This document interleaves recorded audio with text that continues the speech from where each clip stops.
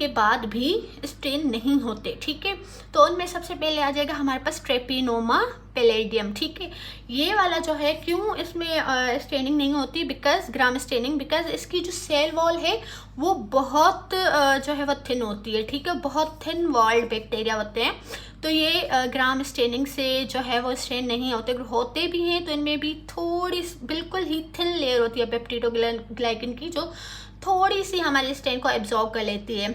उसके बाद जब हम इनको माइक्रोस्कोप में देखते हैं और जब लाइट थ्रो करते हैं तो वो इनमें से पास कर जाती है और ये हमें स्टिल ट्रांसपेरेंट ही नज़र आ रहे होते हैं। फिर हम इनको कैसे देख सकते हैं, तो इनके लिए जो साइंटिस्ट हैं उन्होंने 2 वेज हमें बताए हैं।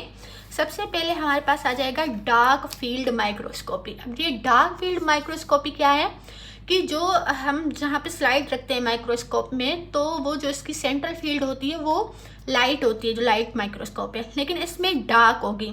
और जो लाइट है हम वो साइड से इस पर थ्रोन करेंगे तो जो ये बैक्टीरिया हैं इनके शेडोज हमें नज़र आएंगे, क्योंकि इसमें पेंट तो है, इसमें स्ट्रेंथ तो है, लेकिन वो बहुत थोड़ी थी तो वो लाइट से ट्रांसपेरेंट नज़र आ रहे थे। लेकिन अब हम इनको डार्क में रखा है और साइड से हम इस पे लाइट थ्रोन कर रहे हैं, तो हमें इन बैक्टीरियाज के शेडोज नज़र आएंगे, जिससे हम कहेंगे कि हाँ यहाँ पे बैक्टीरियाज हैं।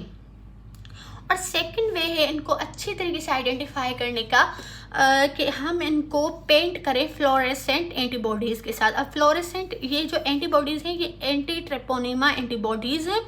ये जब हम इनको फ्लोरेसेंट पेंटिंग से या स्टेन से पेंट करेंगे तो फिर ये एंटीबॉडीज़ जो हैं वो हमारे ट्रेपिनोमा के साथ जाके अटैच हो जाएंगी, और जब हम इनको यूवी लाइट के थ्रू देखेंगे माइक्रोस्कोप में तो ये जो हमारे पास फ्लोरेसेंट पेंट है ये ग्लो अप करेगी, शाइन करेगी, जिससे हम इस माइक्रो ऑर्गेनिज्म को, इस बैक्टीरिया को देख सकते हैं।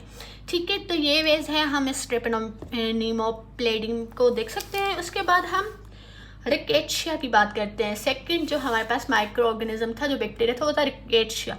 अब रिकेट्शिया में क्या होगा कि इसमें क्यों नहीं वो स्टेन हो पाती है, बिकॉज ये जो है वो होस्ट डिपेंडेंट बैक्टीरिया होता है। ये जो है वो हमारे पास इंट्रासेल्यूलर होता है, यानी कि होस्ट के सेल के अंदर होता है। तो पेंट जो था हमारे पास, जो स्टेन था ग्राम स्टेन, वो सेल मेम्ब्रेन को क्रॉस नहीं कर पाता और अंदर नहीं जा पाता सेल में, तो वो इन बैक्टीरियाज को स्टेन भी नहीं कर पाता।